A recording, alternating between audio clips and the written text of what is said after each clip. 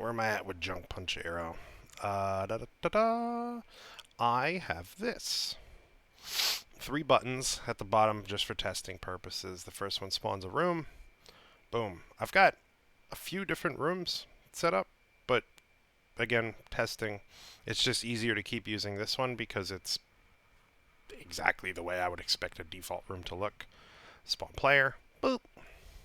It's got all his animations, all his triggers. Player behaves exactly the way I want it to. This element at this stage is done. He doesn't listen to clicking outside of the stage. He clicks on the stage.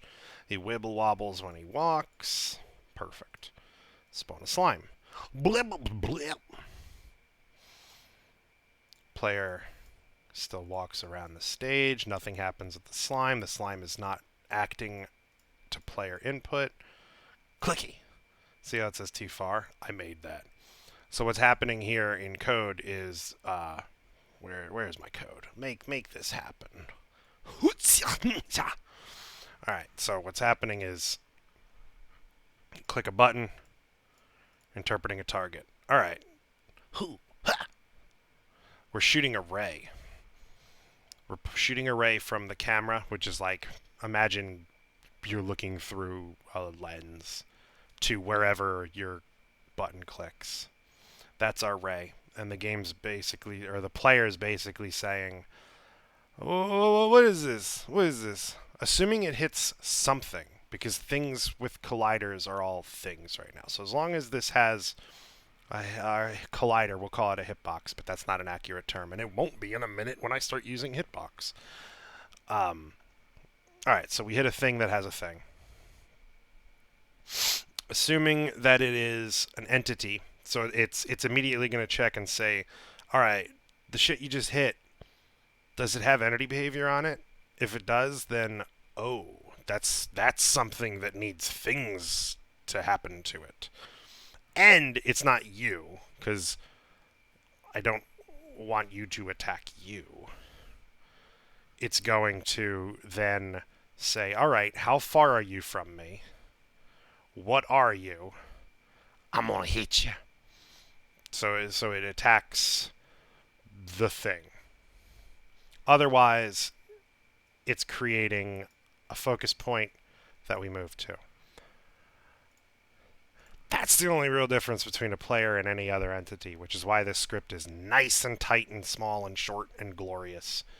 Entity behavior, equally glorious. So what's happening here is if you click the ground, we call move to. Move to is going to set a focus point, and it's also going to orient the player into the direction that they're moving.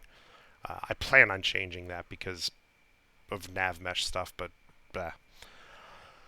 in fixed update, which I'm not going to get into because I'm tired. We're basically just constantly checking, where am I focused, should I be going there, blah blah blah. I've already derailed. What I meant to talk about was we're attacking. If the enemy is within range, then the enemy entity runs their take damage script, and we have a little debug that says Harbinger Bangans. If the enemy is out of range, then we're going to move to them. We're going to pass this position into the move. The move's going to turn that into our focus point, and we're going to start walking. I don't want to use that. It's just a placeholder for now to get me to where I need to be. So back to this. Click anything, and what's happening here is we're move to. We're changing our focus point. Move to. Move to. And every fixed update, which is called I think it's called like 60 times a second, regardless of frame rate. It's independent of frame rate. That's why it's fixed. It's like, all right, go here, go here. But if I click him, he's too far. So we got to get close to him, because imagine in any game where you're gonna swing a big old axe, you got to be close enough to reach him. We're hitting problem number 1, but I wanna further explain this before I get into the big problem for now. if we're close, and I've set the range to be kind of silly right now for testing. Boom! The slime took 2 damage. The player attacked a slime from Choogity Boogans away. Hit him again. Slime dies. Now, these are all things that are happening in script. I just make debugs so that I can kind of make sure what I want to happen is happening. Let's make another slime. Boogity. I don't know why I did that. So here's the big problem. If I'm too far away and I want to move towards the slime, it moves onto the slime. And that's not how we want to behave. We want to stop like right here, and then do our animations and do our damages. So the slime's got to have like a invisible wall around it. And every monster, every object, everything in the game would have an invisible wall of where you can touch. I don't like using Unity baked editor things. So I don't want to use the mesh. Because what happens with the mesh meaning like the actual shape of the object. Like these guys got little pointy doodles, and when you have complex geometry, yeah, you go wonky. Like, did I just clip him with my arm? In that level of specificity, do I want my character to stop? No, a little bit of clippy's okay. So I need an invisible box that's just a little bigger than him. Now, why don't I just make a collider? Well, colliders require physics and fun stuff, and the big problem is I don't want the collider that determines if I clicked the enemy to be the same collider that determines how close the player can get to them. So what I mean by that is, can I zoom in? Ooh. So I can get there and I can click him. I can do my thing, right? But here's the thing. If I click here, I don't hit him, right? I don't hit him. It only counts if I hit him right there. Boom, boom. If I use a box collider to determine how close I can get, that would mean you could possibly click off of the enemy and still register a hit. Now, in that context, I want specificity. So you would think, all right, why don't you use a box collider for the distance that you could touch, and then the mesh collider for when you want to register a click?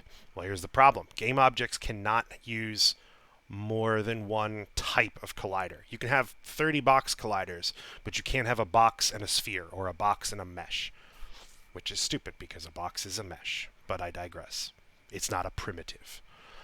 All right, that's a problem. Got to fix that. So let's use multiple boxes, right? We'll just make one small tight box on Slimmy Jenkins, and then we'll make a bigger box. Well, no. That's also a problem too, because while you can have multiple colliders, Unity reads them all as the same if they are on the same game object, defeating the purpose of having two. So, okay, why don't we have an empty game object under the slime and put the collider there?